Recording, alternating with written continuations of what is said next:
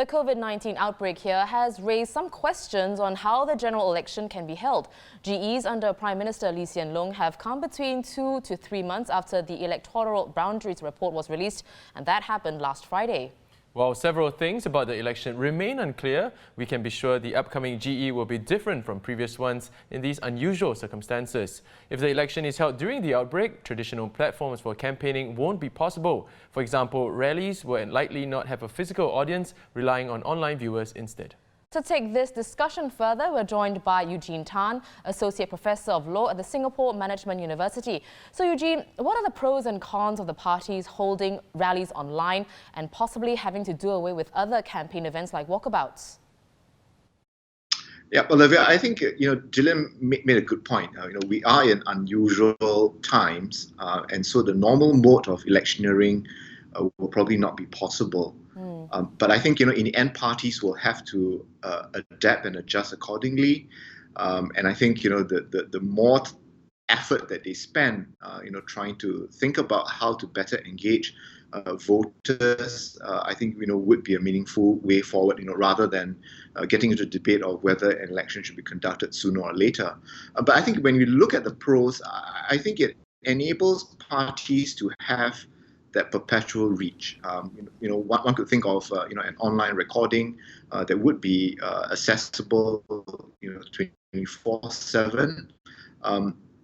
I think it will also enable voters to hear the different messages that the different parties would have, and they could access it as and when they want.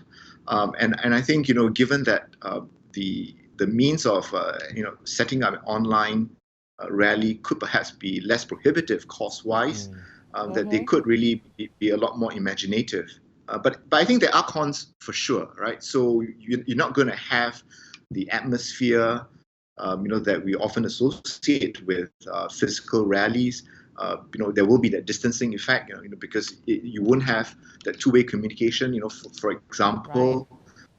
Candidates often write off the energy, from the audience, and likewise, the audience will be galvanized by whatever the candidates have to offer. Right. So I think qualitatively, you'll have a very different feel. Well, I just want to. Is one of the pros of having rallies online also that it can level the playing field for the smaller opposition parties as well? I think it is possible, Olivia, because I think the cost is probably not going to be as prohibitive as physical on-site rally, where there'll be rentals to take care of, there'll be the security measures that they will have to put in place, as well as the hiring of, chairs, tentages, and all that. So I think it probably would level the playing field. Of course, it doesn't come with the benefit of voters getting into the excitement, being wowed by the candidates and the parties. But I think it is level in a sense that all parties will be subjected to the same set of rules. Now, Eugene, let's look back at 2015. To what extent were online tools and social media used during the GE then?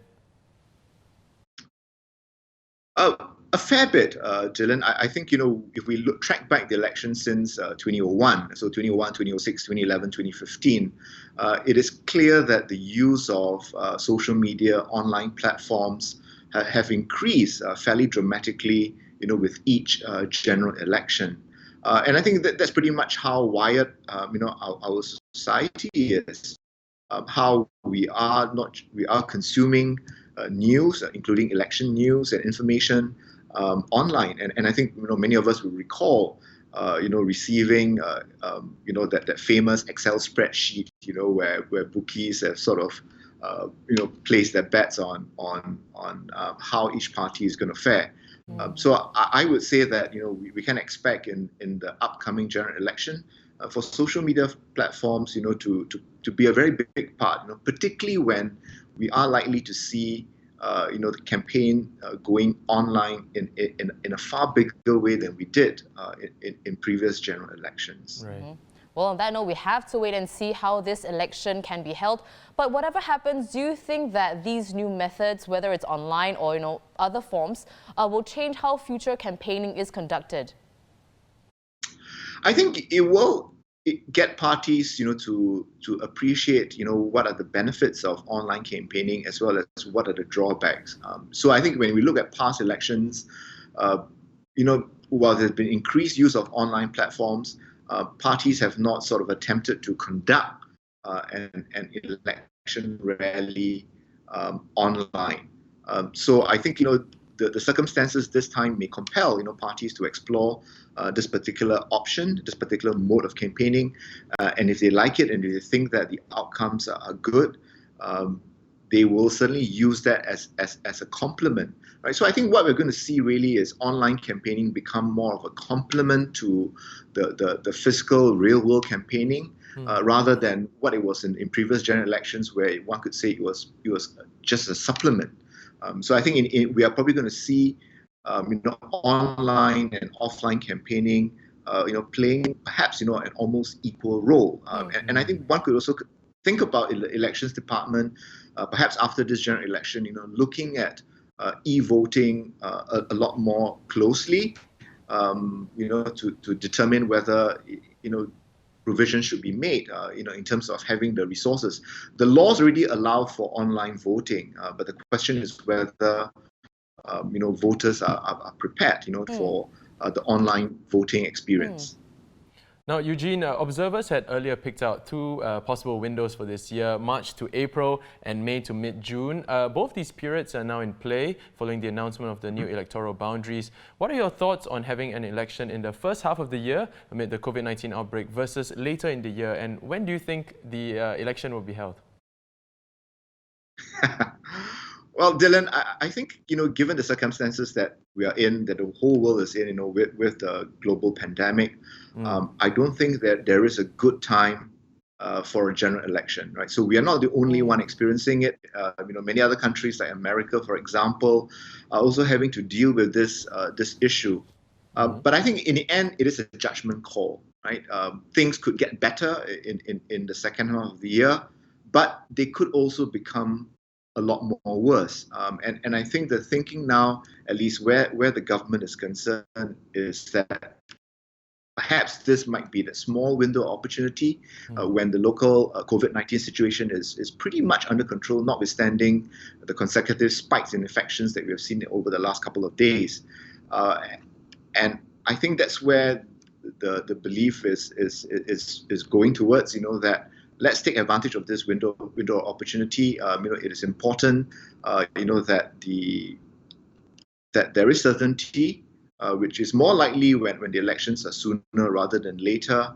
But that also, the COVID-19 outbreak is not just a health matter, right? I think it is now becoming an economic emergency. So when we think about the sort of stimulus package that America, right, looking at 850 billion US dollars, the UK looking at about 350 billion pounds, I think there will be the expectation, that governments, including Singapore, do enough, to ensure that even as there's an economic fallout, the economy doesn't go into a free fall. In terms of the date, my sense is that we are on an accelerated timeline. So I think an April general election is looking very likely.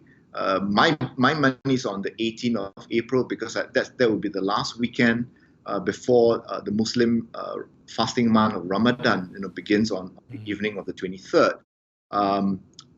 I think we are not going to even be sure what's going to happen in May and June in terms of the pandemic situation, and I believe that elections will be they are imminent, and Parliament sitting next week could be an indicator that that could be Parliament's last sitting. Usually, Parliament doesn't sit in so soon. After the budget and committee of supply debates. I mean, usually they will sit in April. Yeah. So I think we're looking at an April date. Right.